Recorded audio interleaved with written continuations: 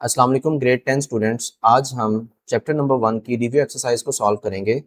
आज की वीडियो में हम जस्ट इसके एमसीक्यूज को देखेंगे कि एमसीक्यूज किस तरह से सॉल्व करने हैं और उनके आंसर्स क्या होंगे आपके पास। ठीक है, तो चलें मूव करते हैं इसके एमसीक्यू नंबर 1 पे।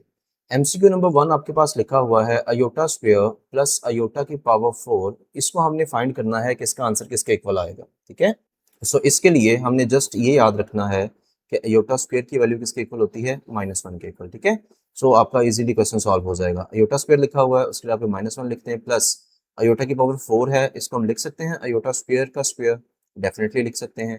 ठीक है, सो ये -1 आएगा प्लस, और अयोटा स्क्वायर की वैल्यू अगेन क्या लिखेंगे, -1 होगी।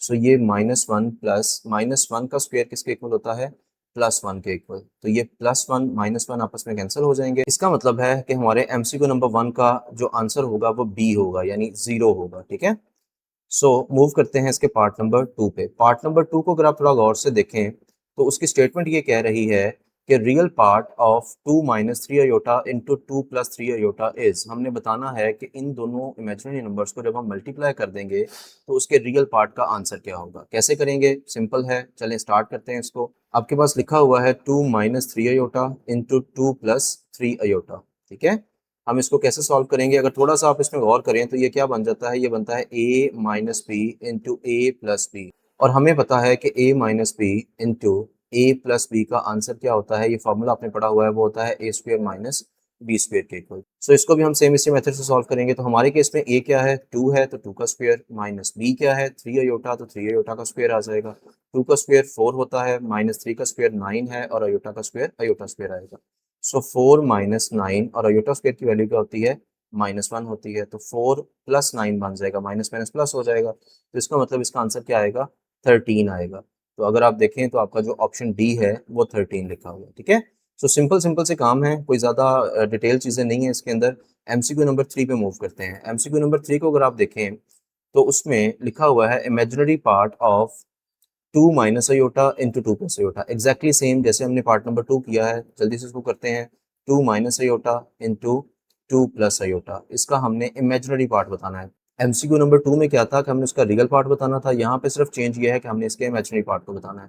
काम वही है, a - b into a + b बन रहा है, तो हम इसको लिख सकते हैं a का स्क्वायर माइनस b का स्क्वायर। हमारे केस में a 2 है और b हमारे पास अयोटा है, तो 2 का स्क्वायर 4 होता है, माइनस अयोटा का स्क्वायर क्या होगा, -1 होगा। सो ये आ जाएगा 4 माइनस माइनस प्लस 1, तो 4 और 1 कितना होता है, 5 होता है। तो अगर आप देखें तो हमें तो इमेजिनरी पार्ट का कहा गया था, इसमें तो इमेजिनरी पार्ट है ही नहीं, मतलब इसमें अयोटा वाली चीज़ कोई लिखी ही नहीं हुई। तो इसका मतलब है कि जिसमें इमेजिनरी पार्ट नहीं होता उसको हम लिखते होते हैं 5 + 0 अयोटा। इसका मतलब है इसका इमेजिनरी पार्ट क्या है, 0 है। तो इसका आंसर क्या होगा, आपका ऑप्शन ए इसका आंसर हो जाएगा। ठीक है, मूव करते हैं इसके एमसीक्यू नंबर 4 के ऊपर। एमसीक्यू नंबर 4 को अगर आप देखें तो एमसीक्यू नंबर 4 ये कह रहा है x + y iota will be pure imaginary. मतलब x + y अयोटा अगर मैं कहूँ कि ये जस्ट इमेजिनरी होना चाहिए इसको, तो उसके लिए क्या ज़रूरी है कि इसमें रियल पार्ट ना हो, मतलब ये जो x है वो एग्जिस्ट ही नहीं करना चाहिए। तो इसका मतलब है इसकी कंडीशन क्या होनी चाहिए कि x किसके इक्वल होना चाहिए, फिर 0 के इक्वल होना चाहिए। तो दैट मीन्स कि हमारा आंसर इसमें क्या बनेगा, बी ऑप्शन हमारा आंसर होगा। अगर आप एमसीक्यू नंबर 5 की बात करें तो वो लिखा हुआ है what is additive inverse of 5 - 2 iota. अगर मेरे पास z है 5 - 2 अयोटा, हमने पढ़ा था इसका एडिटिव इनवर्स क्या होता है, negative of that complex number होता है। तो माइनस से इसको मल्टीप्लाई कर दें, तो ये 5 - 2 अयोटा को जब माइनस से मल्टीप्लाई करेंगे तो प्लस माइनस -5 और माइनस माइनस +2 अयोटा। तो ये क्या बन जाएगा, ये इसका एडिटिव इनवर्स बन जाएगा। तो देखें क्या हमारे पास ऐसा ऑप्शन मौजूद है। बिल्कुल हमारे पास यहाँ पे ऑप्शन डी जो है वो यही लिखा हुआ है, -5 + 2 अयोटा। तो इसका मतलब हमारा आंसर ऑप्शन डी होगा। ठीक है, होपफुली आपको समझ आ रही होगी। अगर फिर भी किसी चीज़ में कंफ्यूजन लगे तो आप कमेंट्स में उसको क्लियर कर सकते हैं। इसके एमसीक्यू नंबर 6 की बात करें, what is the multiplicative inverse of z which is basically 1 + iota. तो हमें एक कॉम्प्लेक्स नंबर दिया हुआ है z, वो है 1 + अयोटा, और हमें कहा जा रहा है इसका मल्टीप्लिकेटिव इनवर्स फाइंड। हमने पढ़ा था कि आप किसी भी कॉम्प्लेक्स नंबर के मल्टीप्लिकेटिव इनवर्स को कैसे फाइंड करते हैं, बेसिकली आप उसको 1/z लिख देते हैं। तो हमारे पास यहाँ पे देखें तो z है 1 + अयोटा, और अगर डिनोमिनेटर में हमारे पास कोई कॉम्प्लेक्स नंबर आ रहा है तो उसको सॉल्व करने का तरीका क्या होता है कि आप उसी के कॉन्जुगेट के साथ इस नंबर को मल्टीप्लाई और डिवाइड कर दें। तो हमने 1 प्लस अयोटा का कंजुगेट देखा, वो कितना होता है 1 माइनस अयोटा। होपफुली आपको आइडिया होगा कंजुगेट कैसे फाइंड करते हैं। आप जस्ट इमेजिनरी पार्ट का जो साइन होता है उसको चेंज कर देते हैं। यहाँ पे प्लस लिखा हुआ था, हमने उसको माइनस कर दिया। सो न्यूमिनेटर न्यूमिनेटर से मल्टीप्लाई हो जाएगा, यानी 1 माइनस अयोटा 1 से मल्टीप्लाई हो जाएगा। और डिनोमिनेटर में अगर आप देखें तो ये अगेन वही सिनेरियो बन गया, a plus B into A minus B. और बार बार हम देख चुके हैं कि a plus B into A minus B किसके इक्वल होता है, A square minus B square के। तो हम इसी से इसको सॉल्व करते हैं। हमारे केस में a क्या बन रहा है 1, तो 1 का स्क्वायर आ जाएगा, माइनस b क्या बन रहा है अयोटा, तो अयोटा का स्क्वायर आ जाएगा। ठीक है, सो 1 माइनस अयोटा ओवर 1 का स्क्वायर 1 होता है, माइनस अयोटा के स्क्वायर की वैल्यू क्या होती है -1 होती है। तो ये बनेगा 1 minus iota over 1 minus minus plus 1। ठीक है, सो ये बन जाएगा 1 माइनस अयोटा ओवर 2। इसको अगर सेपरेट करके लिखें तो इसको लिख सकते हैं 1 ओवर 2 माइनस 1 ओवर 2 अयोटा। ठीक है, तो चलें ऑप्शंस में देखते हैं क्या ऐसा कुछ लिखा हुआ है। जी बिल्कुल, जो ऑप्शन नंबर सी है आपका वो यही है, तो इसका मतलब इसका आंसर क्या होगा, ऑप्शन सी होगा। मूव करते हैं इसके एमसीक्यू नंबर 7 पे। एमसीक्यू नंबर 7 आपके सामने है। इसमें क्या कह रहा है, if z is equal to 4 minus 3 iota then find z into z का कंजुगेट। ठीक है, तो हमें क्या चाहिए, z इंटू जी का कंजुगेट, हमने ये फाइंड करना है। लेकिन उससे पहले मुझे पता होना चाहिए कि z क्या है, जो कि हमें क्वेश्चन में दिया हुआ वो है 4 माइनस 3 अयोटा। क्या हम इसका कंजुगेट फाइंड कर सकते हैं, डेफिनेटली फाइंड कर सकते हैं। बहुत सिंपल सा काम होता है कि आप जस्ट उसके इमेजिनरी पार्ट के जो साइन है उसको चेंज कर दें। यहाँ पे -3 लिखा हुआ है तो उसको +3 कर दें। ठीक है, तो ये आपका कंजुगेट आ जाएगा। तो अब हम क्या करेंगे, इनको फाइंड करेंगे कैसे, z इंटू जी का कंजुगेट है तो पहले z लिख लें। z है हमारे पास 4 माइनस 3 अयोटा, इंटू जी का कंजुगेट क्या है 4 प्लस 3 अयोटा।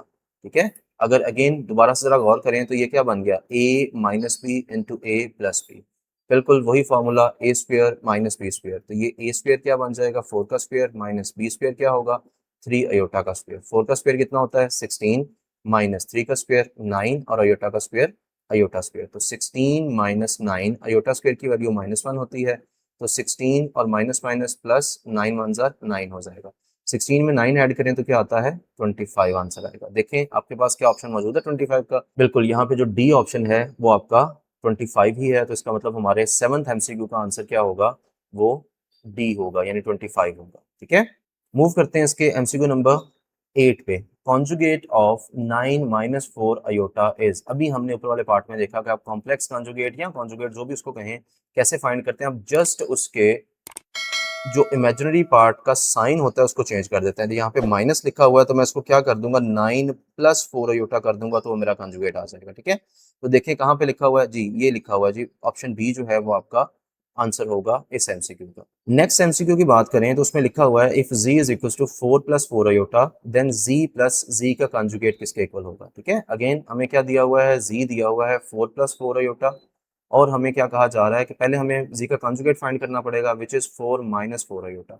अब हमने क्या फाइंड करना है, हमने z प्लस z का कंजुगेट ये हमें चाहिए।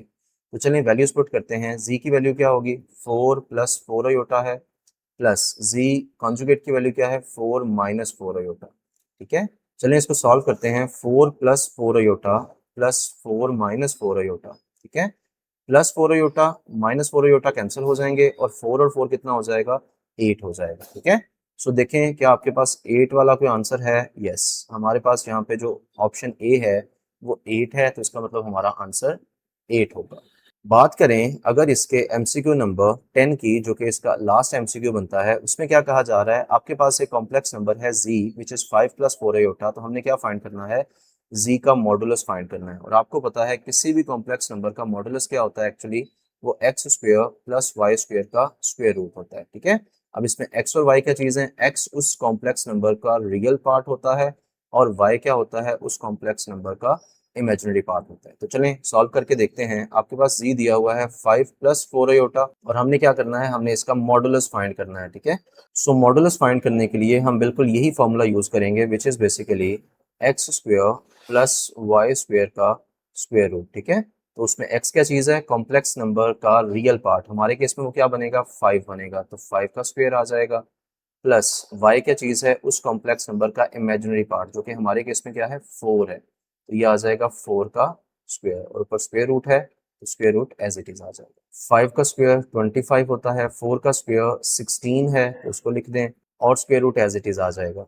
25 और 16 को ऐड करें तो आंसर 41 आएगा और ये 41 का स्क्वायर रूट बन जाएगा। ठीक है, तो आपके पास इसका आंसर क्या आएगा, ऑप्शन डी आ जाएगा। होपफुली आपको चीज़ें क्लियर हो गई होंगी। अगर फिर भी इश्यूज हैं कोई तो आप कमेंट्स में उनको क्लियर कर सकते हैं। Thank you.